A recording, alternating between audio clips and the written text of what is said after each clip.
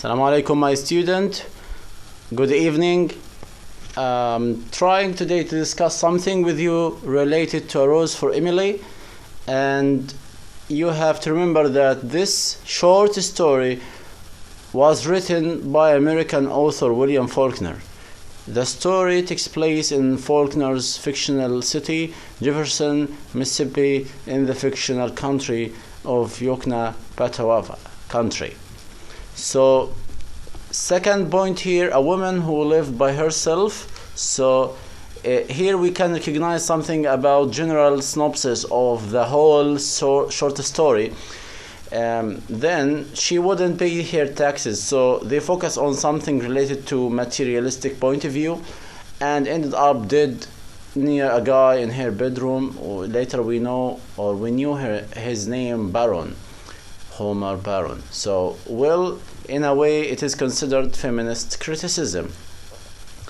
So feminist criticism is a type of literary criticism. So here is just a revision for what we have talked before, which was developed in the 1960s, focusing on the role of women. So we have men versus women. When men dominate, we call that patriarchy word. An example would be when a man comes home from work and expects his wife to have dinner on the table and ready. When women dominate, we call that matriarch. An example of that is when women doesn't care what the men think and do what they want. So this is the point of view. When you read the story Rose for Emily, it doesn't seem like there are any feminist criticism, but when you think about some parts, you will realize there are feminist parts. For example, when Miss Emily's father died, she lived alone. Back in the time the story took place, women living alone wasn't common. Also, mixing social classes wasn't common either. Miss Emily was below Homer Baron. So the Homer Baron is the character that came beside Miss Emily, and later on she married him. And that's the point here about the classes. Miss Emily also dismissed the men who came to collect her taxes, so she always kicked them out of her house. I have no taxes in Jefferson too. The Negro appeared, show these gentlemen out. So she kicked them out from the house. And here the story is about why it's written. We have to know it's about a flashback of Jefferson Grierson life and the life of the people of Jefferson, as learned the short stories about one woman's descent into mental illness due to domestic abuse caused her father's own selfishness. So her father always focused on controlling her and kicking out a lot of guys, so she has no option. What makes A Rose for Emily so unique is the way the story is set up. 5 different sections. A common story layout is straightforward and concise, but in A Rose for Emily, William Faulkner starts with the time the main character Emily dies. So that's a flashback. So started with dies or death of Emily, and dies goes back to talk about her father's death, and her relationship with Homer Baron. Then back to her funeral in section 5. So this flashback is not common until William Faulkner explained it or exposed that in his short story. Rose for Emily also more unique and in a way challenging to the reader, because it forces him to or her to pay attention in order to understand. You have to go forward and backward to understand what's going on. So let's move on here. A Rose for Emily can also be seen a personal tragedy, allegory, and a social commentary of the Old South. During the period of the story, the South was a picture of prejudice and discrimination. So that's the point of Victorian era. So if you look at the point here, Victorian era, it's about usually the prejudice, how each class proud of themselves. Faulkner's effort to bring this racial discrimination appears in the short story when he said none of the young men were quite good enough for Miss Emily and such. So her father always dismissed all the guys who approaches her and who approach to marry or engage with her. So Miss Emily, a slender figure in white in the black background, her father spraddled silhouette in the foreground, his back to her and clutching a horse whip. So always her father banning her from being with others. By the author in the story can be seen personification of the Old South and the accept of modern civilization. So this is just a beginning for what we need to talk. So here I express something. So I collected or compiled little information about Emily. So this is a style of essay which includes a lot of information. Emily's fight against the norm. So inequality exists in all shapes and forms. To name a few: racism, discrimination based on skin color, sexual preference, and gender. The way women have been treated, past and present, has led them to fight for equality. So here, Emily fight against the norm. The norm here, the standards that her community has. So this is like in William Faulkner, the theme of feminist theory can be seen through patriarchal ideologies of town folk. So Emily struggled to survive in patriarchal society. This is the point here, and how the lack of gender equality for women ultimately leads Emily to rebel against the male-dominated society that she lives in. So the patriarchal ideologies to the town folk, both men and women, display how they firmly believe in traditional gender rules. Gender rules are part of patriarchal belief that men should hold the power, that both men and women have rules to play based solely on their gender. So the residents of Jefferson believe in these rules. If anyone steps away from their gender rule, they are outcast and should be treated accordingly. No way for her to break the rules, and that's why this is an indication. William Faulkner writes, so when she got to be 30 and was still single, we were not pleased exactly, but vindicated. Even with insanity in the family, she wouldn't have turned down her chances if they had really materialized. So she reached 30 and she has no option, and she didn't want to marry, but she waited for a while. So this is a Victorian era. What happened to her? The woman includes maintaining her purity before marriage. So everyone should maintain that purity. Once married, the husband now has dominion over his wife's body. The ladies of Jefferson believe that Emily has once again violated her gender rule by consorting with northerner man, his name Homer Parent. Faulkner demonstrates the agreement of this patriarchal idea as the woman of the town Emily Homer relationship. So this is illegal relationship between Emily and Homer, and it's against the gender rules and the society. This is one rebellious point. So to talk about true woman, because they think that she is having some relationship with Paron, and this is not common or not legal. So let's continue.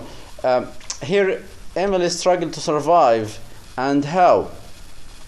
Narrator frequently uses the word like poor, tragic, serene to address Emily, not out of sympathy but out of jealousy in cathartic or tone. So the point here, the description, the druggist looked down at her. She looked back at him, and her face like strained flag. So this is the point to elaborate something in the social interaction and patriarchal society. And here one description by Professor Tatiana, he said that women are considered, so this is for patriarchal society, women are considered too dangerous to be included within the civilized world until they subject themselves to discipline and accept its rules unconditionally. Unconditionally, so it means like no conditions here or no strings attached. In other words, the male dominated the society. Let's continue here.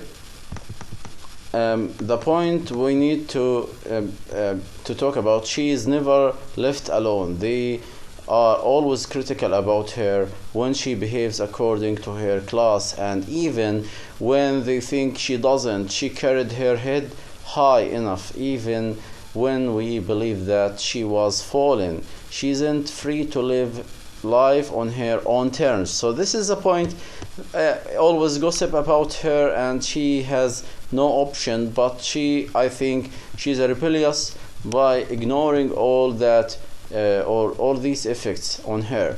So in this regard, another person, his name Judith, mentioned she's the object of incessant attentions. Her every act is immediately consumed by the town for gossip and seized on the to justify their interference on her affairs. So the point that she is always on their gossips and remorse, and the curiosity here, jealous, spiteful, pitying, partisan, proud, disapproving. These all like how we can interpret the situation of her. What we the case here for feminism, if we look at here, fighting against patriarchal oppression, gender equality is true meaning of feminism. So when you fight against something, it means that's the feminism. Emily, new found of freedom and change in both personality and appearance, speaking shortly after the death of her father. So nothing happened before father's death, but after his death, she started a new era, and resurrection comes back. Prior to her father's death, Emily was considered a good girl, and after his father or her father died, she changed totally. That's why what we call Emily changed the persona. Like Emily's good girl persona prior to her father's death is illustrated as author write. Miss Emily, a slender figure in the white background. To analyze Emily is being objectified via description of her appearance, not of her inside or internal thinking. So the point here, we need to summarize something. Patriarchy places great emphasis and value on women who fulfill their rules by maintaining particular appearance. So that's the point. Let's move again to think about another point of Emily. Emily, a change in physical appearance is change in her personality. So suddenly her hair changed to be gray after it's black, so that, and she became more or she get more weight, and she was slender before, and now she has a weight and become fat. And when somebody became fat, it means a lot of physical changes and psychological issues. Emily's demeanor is part of her rebellion against the male-dominated environment that she lives in. Emily's hostile attitude toward the men of that town is seen. Faulkner writes, her voice was dry and cold. It means she has no emotion. And also here, in essence, Phil Soup, Emily is both dismissing the men, and particularly the sheriff challenging his power and authority. So she kicked out many people from her house, and this is unusual in that era of Victorian society. She vanquished them horse and foot, just she had vanquished their fathers 30 years. When father kicked them out, and now she continued to kick other people or guys again. She wasn't able to accept them anymore. And here, when she buys the rat poison, they expect that she will kill herself. She will kill herself, and she say that it would be like the best thing. But when she doesn't, even then they don't leave her. They comment like, if that quality of her father which had thwarted her woman's life. So that's the point here. To continue, last point about Emily, here we need to talk about sympathy with Emily. The events are placed in such an order that they create sense of pity towards Emily, and after the Emily we need to understand that the emotional effect of a reader. Then at the end, what happened to her hair, and even Faulkner himself doesn't blame her. Oh, it's simply the poor woman had no life at all. So Faulkner supported her through his words.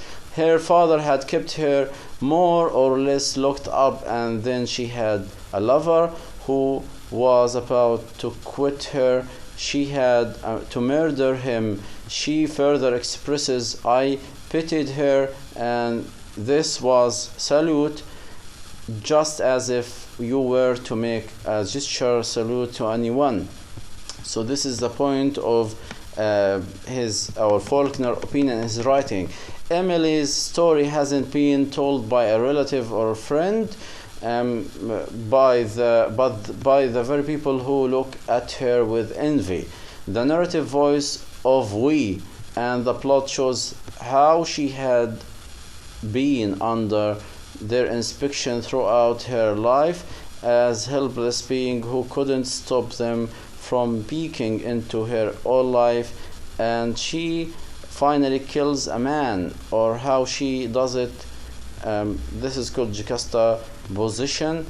Finally, we need to talk about the after she killed him, she lived 40 years alone, and she was slept behind him or beside him, and how the people realized after her funeral there is a gray hair on her pillow, and they found the corpse of Baron beside her. She slept beside him, even she killed him by the poison that she bought. So a feminist theory here in the Rose for Emily is clear through display patriarchal ideology, and the patriarchal belief of the town includes gender rules that they believe Emily has violated. So Emily was a rebellious person against all the rules, and this is the last point about feminists.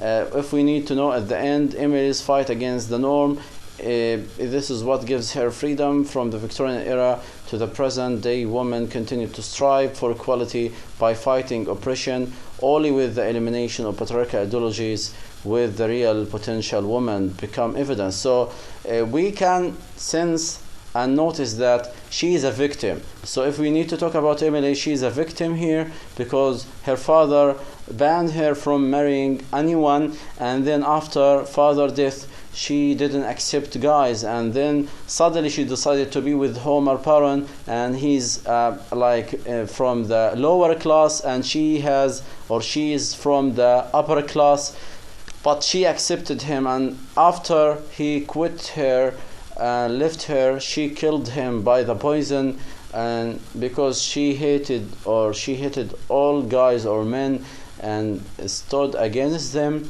she left his corpse in her bed, and she slept beside him for 40 years. This is something we have to know. This is works cited. And finally, we need to look at this question that I need you to think about it. In what ways might we say that Scott Fitzgerald, The Great Gatsby, and William Faulkner's A Rose for Emily plays with traditional gender categories, revealing the bases and limitations of traditional definitions of gender. So we need you to write and say on it. Try to think deeply about the two work or literary works, and after you think about it, write down an essay following the gender and gender studies, feminism. Thank you very much for listening, and I wish to see you later. This is the continuation of feminism by explaining The Great Gatsby plus A Rose for Emily. I wish to continue next time. We have to discuss the reader response theory. Please pay attention to reader response theory because it has your own opinion, frankly your own opinion, and typically what comes into your mind and your thinking. So we need your creative thinking into some issues. Thank you again, and I wish to see you again. I wish you to be healthy as well.